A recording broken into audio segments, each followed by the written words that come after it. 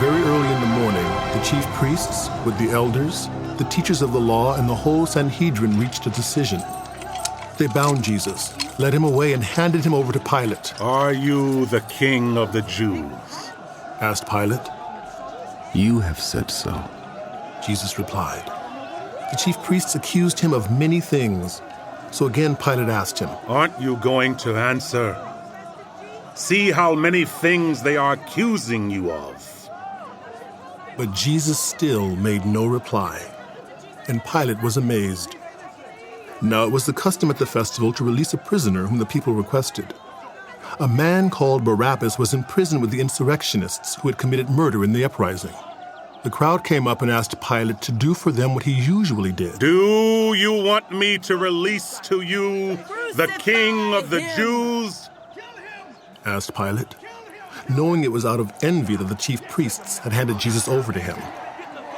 But the chief priests stirred up the crowd to have Pilate release Barabbas instead. "What shall I do then with the one you call the king of the Jews?" Pilate asked them. Crucify him! They shouted. "Why? What crime has he committed?" asked Pilate. But they shouted all the louder. "Crucify him! Crucify him!" Wanting to satisfy the crowd, Pilate released Barabbas to them.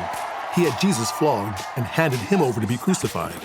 The soldiers led Jesus away into the palace, that is the praetorium, and called together the whole company of soldiers.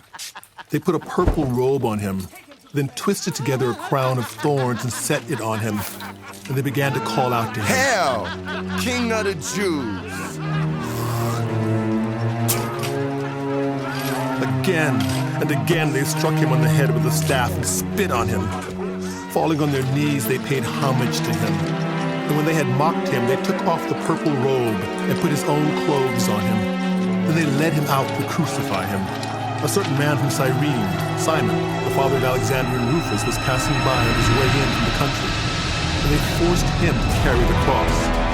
They brought Jesus to the place called Golgotha, which means the place of the skull.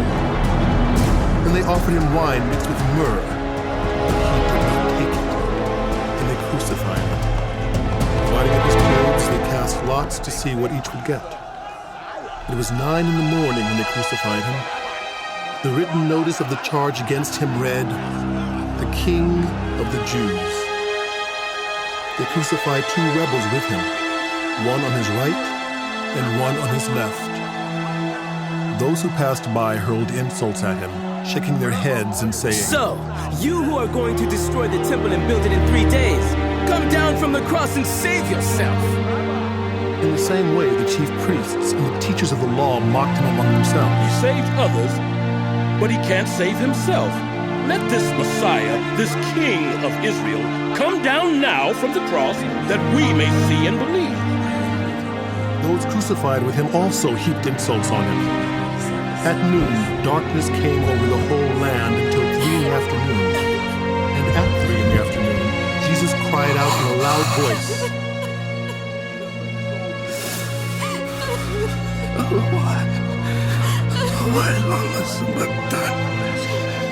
My God!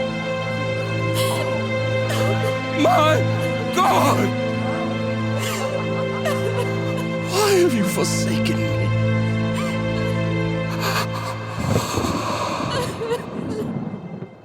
When some of those standing near heard this, they said, "Listen, he's calling Elijah." Someone ran, filled a sponge with wine vinegar, put it on a staff, and offered it to Jesus to drink. Now leave him alone. Let's see if Elijah comes to take him down. He said. With a loud cry, Jesus breathed his last. The curtain of the temple was torn in 2 from top to bottom. And when the centurion who stood there in front of Jesus saw how he died, he said, "Surely this man was the Son of God." Some women were watching from a distance. Among them were Mary Magdalene, Mary the mother of James the Younger and of Joseph, and Salome. In Galilee, these women had followed him and cared for his needs. Many other women who had come up with him to Jerusalem were also there. It was preparation day. that is, the day before the Sabbath.